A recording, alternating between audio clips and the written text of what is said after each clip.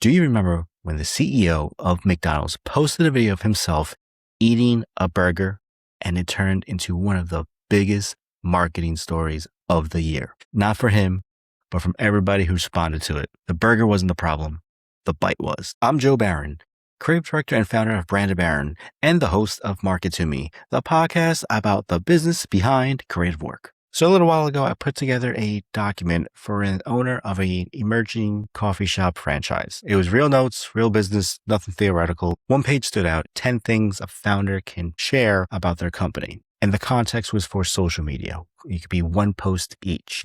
You do it in-house, don't really need a content calendar. It was simple and straightforward. I'm going to give you all 10, but if I give them to you right away, you'll do what everybody does. Pick the safest one, post it, feel weird about it, and stop. So before the list, let's talk about 2 ways that founder content fails. One is doing the right thing halfway. The other is doing the wrong thing all the way. So earlier in the year, the CEO of McDonald's posted a taste test of him eating the Big Arch on social media. He called it a product more than once. Then he took a bite and you could barely find it. He held the burger up to the camera and said, "That's one big bite for a Big Arch." I'm not going to spend the episode on him. The internet already took care of it thoroughly, and I don't think there's really much left to add to it. One line covers it, and this is it. Nobody eats a product. People eat a burger. What I mean by that is if the concept was the CEO eats the burger, then the CEO eats the burger.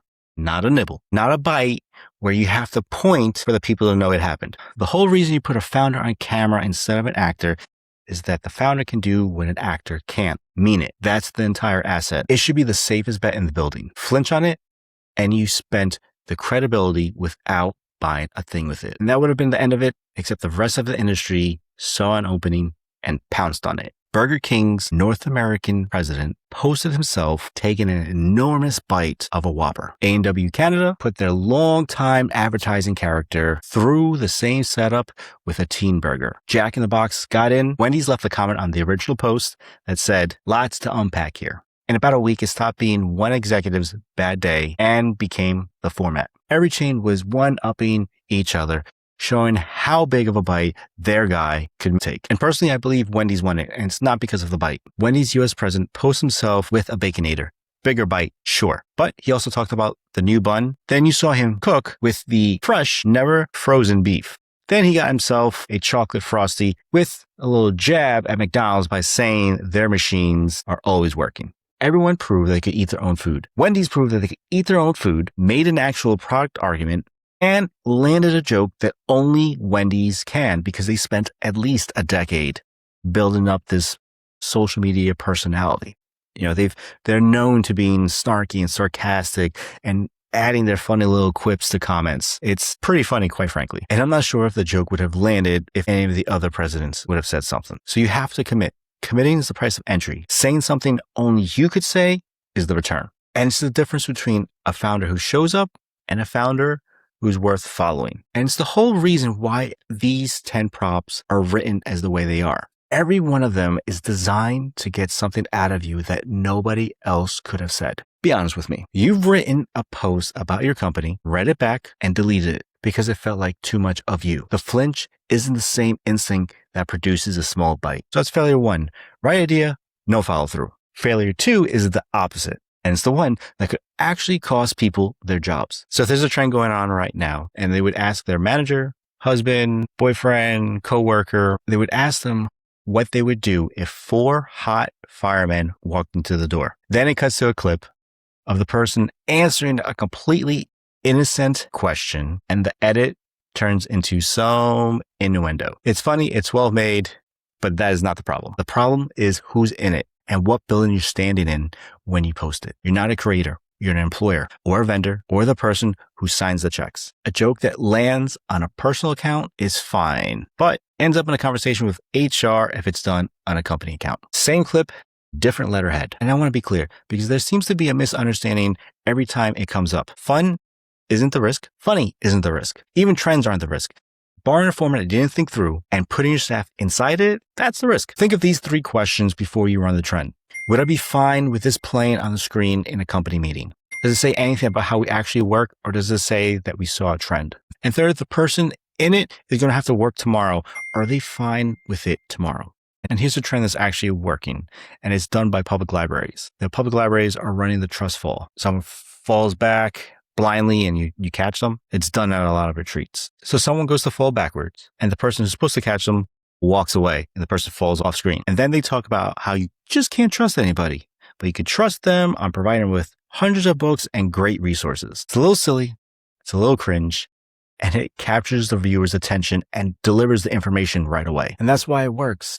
There's no harm in it. So if you clear all those 3 questions, then run with it. Trends are a delivery system. They work when they're carrying something that you already believe. They fail when they're standing in for having something to say, which, if you go back to it, is exactly why the Frosty machine line works and the bigger bite didn't. One of these mistakes turns you into a meme. The other one gets you in a meeting. And I said it before, commit to something that's actually yours.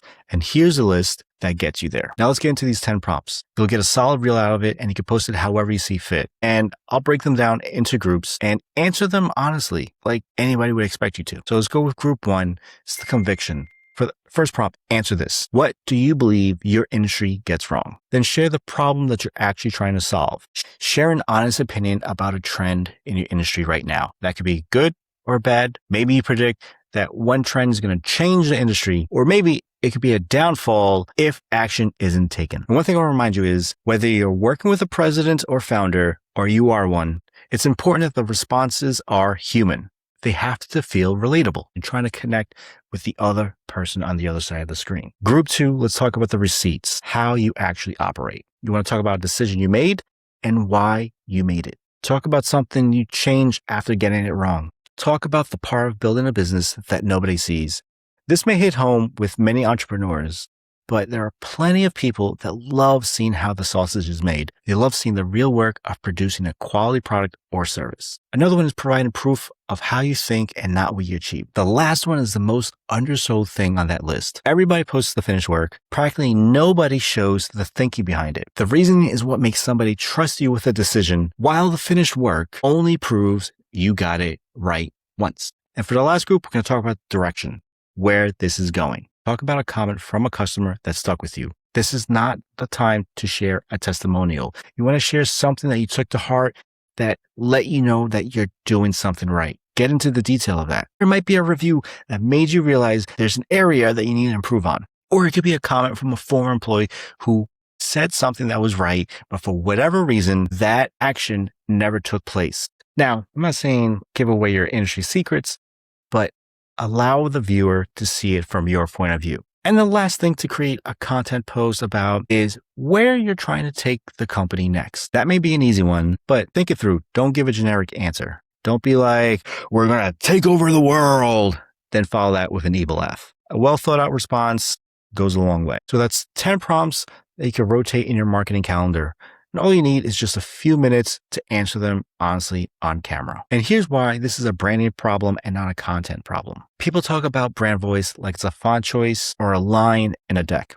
Brand voice is what your company sounds like when an actual person speaks for it. If nobody speaks for it, the voice is a guess, and the market fills that gap with whatever it decides you are. And you know why Wendy's was able to make that joke without it just sounding like a mean comment? Because they actually built that voice over the years, which is why it lands. That's years of work paying out in a video that probably only took a few minutes to shoot. So remember, a founder on camera is the cheapest brand asset in the building. It's already paid for and it doesn't need a media buy. And it can't be copied because no one's like the person in charge. But it only works if you commit. That bite has to be a real bite. Chomp. So I say pick one of the 10.